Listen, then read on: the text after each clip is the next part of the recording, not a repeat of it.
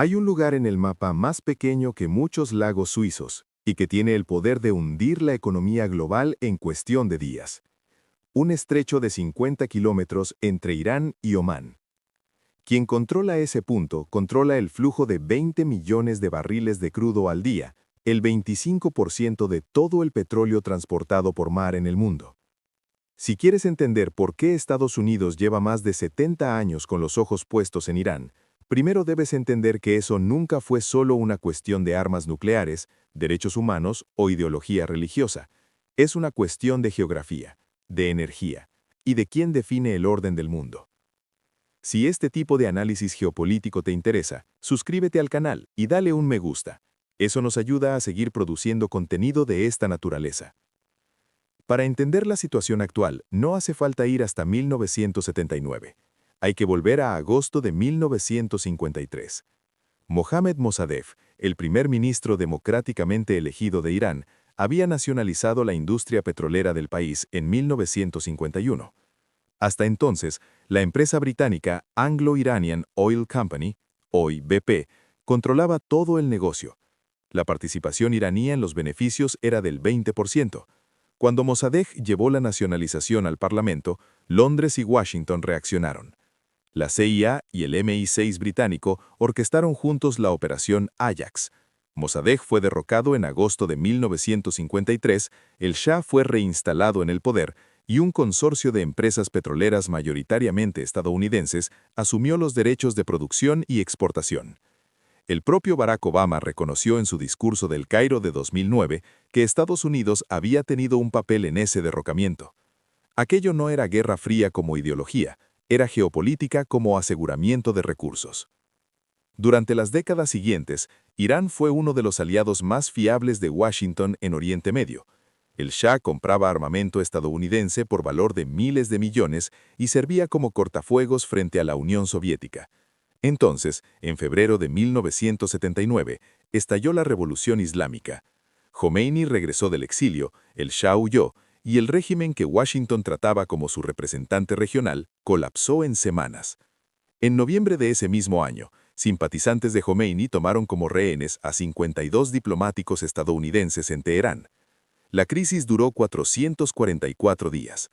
Las relaciones diplomáticas se rompieron el 4 de abril de 1980 y nunca han sido restablecidas formalmente. Lo que esa ruptura significó estratégicamente puede decirse con claridad. Estados Unidos no solo perdió un aliado, perdió el acceso directo a la tercera reserva convencional de petróleo más grande del mundo.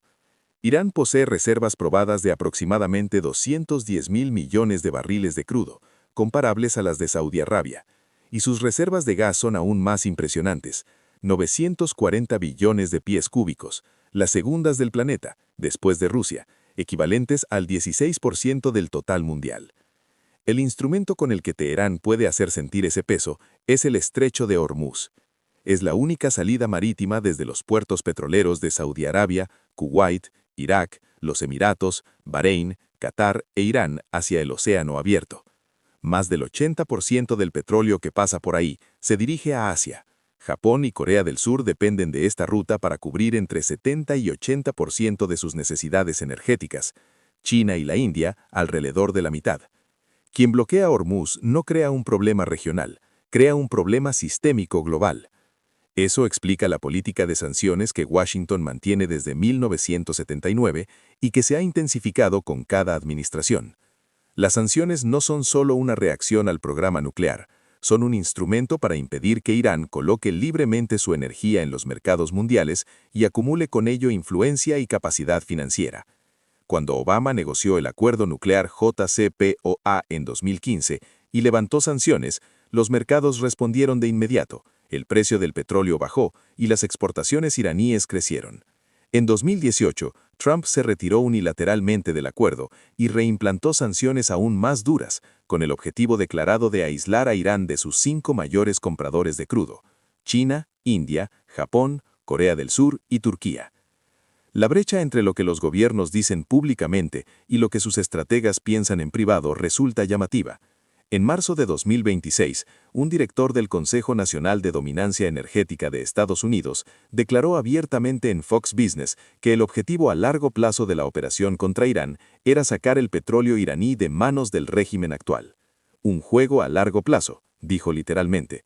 No fue una frase excepcional, fue una articulación pública y rara de lo que el análisis geopolítico lleva décadas identificando como el motor real de la política estadounidense hacia Irán. Lo que queda claro es esto. Detrás de 70 años de conflicto entre Estados Unidos e Irán, hay una secuencia documentada. Un golpe de Estado en 1953 para asegurar el petróleo, una revolución en 1979 que expulsó la influencia occidental, décadas de sanciones como arma económica y un acuerdo nuclear que duró apenas 3 años.